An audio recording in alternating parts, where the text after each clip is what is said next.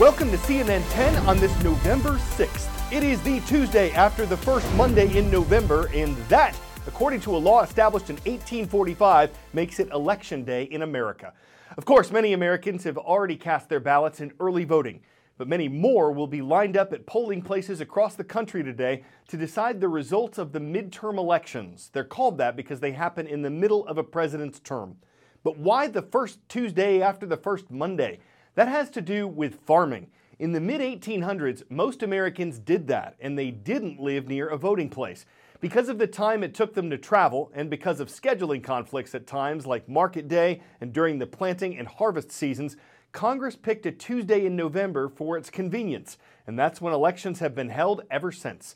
Flash forward to now, and while society and the way people cast their ballots have changed, they'll be deciding on many of the same positions. Who will serve dozens of U.S. states as governor? Who will represent Americans in the U.S. House of Representatives? Who will fill about a third of the seats up for election in the Senate? And who will get thousands of available state and local political jobs? Campaigning was in full swing right up to the 11th hour. We know every day with every knock what we're fighting for. Dignity and decency for our families, education, health care, the environment, voting rights, civil rights, equal rights, human rights. It's a choice between what you voted for in 2016, to rebuild this country, to make America strong again, to make America prosperous again, to make America safe again, and yes, to make America great again. That's what we voted for. Of course, no one knows yet what the midterm results will be. We will have an update for you in tomorrow's show. But regardless of where you or your community stands politically, there's a tool you can use to forecast how the vote could go. Oh, hello. I'm Harry Enton, and I'm here to talk with you about the forecast. It's a new tool that CNN is launching. What we're trying to accomplish is fairly simple. We're trying to forecast each of the 435 House races, as well as each of the 35 Senate races that are up for grabs. When you go to the CNN House page, you'll notice a number of different features that are on there. I think one of the coolest things that you'll see is that you'll be able, if you want a specific race or you know your specific address, you can look it up.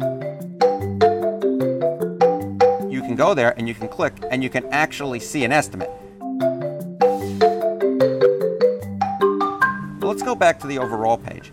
You'll see a number of interesting features on there, including we'll have a most likely scenario, that is what we think is going to happen, but there's also a wide margin of error around that estimate. The reason we have this margin of error is because we've tested this model throughout different election cycles, and we're trying to give you the most accurate assessment, not just of where the race is, but where our uncertainty is as well. You'll also notice a forecast map. So we'll have all 435 House districts on here. If you were to click on an individual district page, you'll see, again, what I think are a number of cool different things on there. You'll see an estimate, you'll see a margin of error, but more than that, if you go down to the bottom, you can learn a lot about the districts themselves. You can learn about how they voted in the past presidential election, how they voted in the last House election, something that we're calling their weighted average partisanship, which is essentially taking into account all these different elections over the last 6 years to give you an understanding whether or not this is a Democratic-leaning district or Republican-leaning district. Finally, you can see the demographics within each district. You can see how rural or urban they are. You can see how white or non-white they are. You can also see the education level. The United States is turning up the heat on Iran, and the Middle Eastern nation is responding with defiance. This is over an international nuclear deal that was reached in 2015. It was made between Iran and 6 other countries led by the U.S. under the Obama administration. Iran agreed to limit its controversial nuclear program, at least temporarily, and allow international inspectors to make sure the country was doing it. In exchange, the U.S., along with China, the European Union, France, Germany, Russia, and the United Kingdom, they all agreed to remove penalties on Iran that were hurting the nation's economy.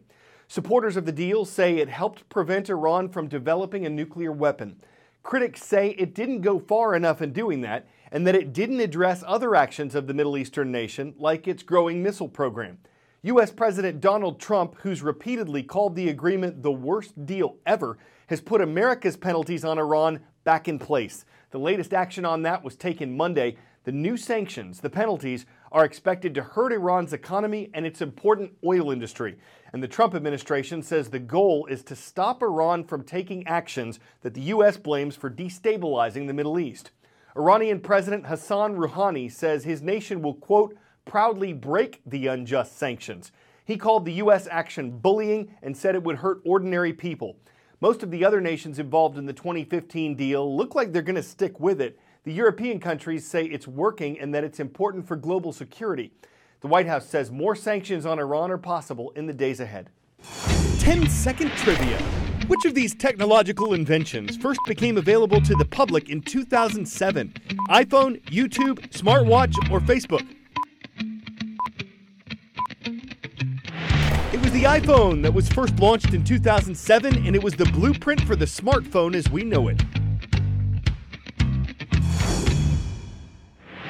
More than 10 years later, the presence of smartphones has impacted millions in expected and some unexpected ways.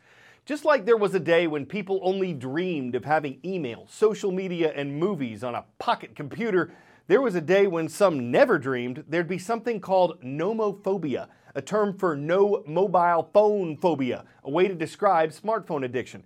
And while the technology has improved dramatically in a short amount of time, it's brought concerns about how the brain responds to notifications or messages and what kinds of effect this technology is having on our attention spans. Some young adults that CNN spoke to said face-to-face communication has been affected.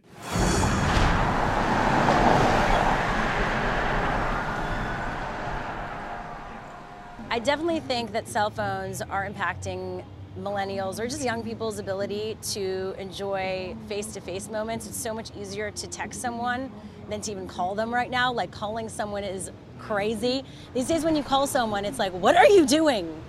Like, this should be illegal. You're encroaching on my space.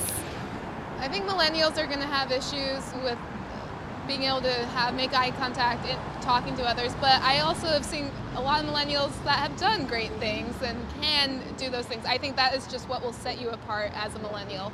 I think with cell phones, there's pros and cons. On the one hand, it helps bring people, it helps people stay connected and tuned in, even when they're thousands of miles away or halfway across the world from each other.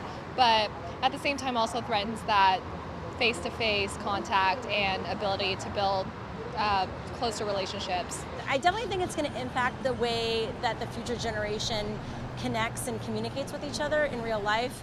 And empathy, empathy comes not through phones, it's through being with each other and understanding each other in a real way.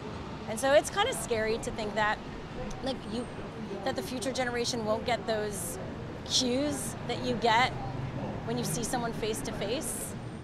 We're uniting ourselves virtually and digitally, but that's kind of a facade. We unite ourselves on a platform, and on the digital platform, which is great and can be great because you can keep touch with people on the other side of the planet with ease, but at the same time, we almost ignore our neighbors in real time that are, walking right by us. I mean, you look down the street, everyone's walking with their phones, but we are so distracted by this instrument that we stop paying attention to the real world, whether it's traffic laws or whether it's just social standards, I guess.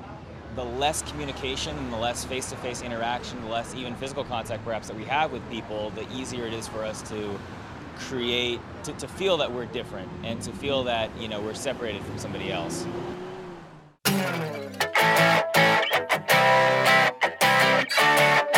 In the Maldives, an island chain in the Indian Ocean, a place has just opened that allows you to sleep under the sea.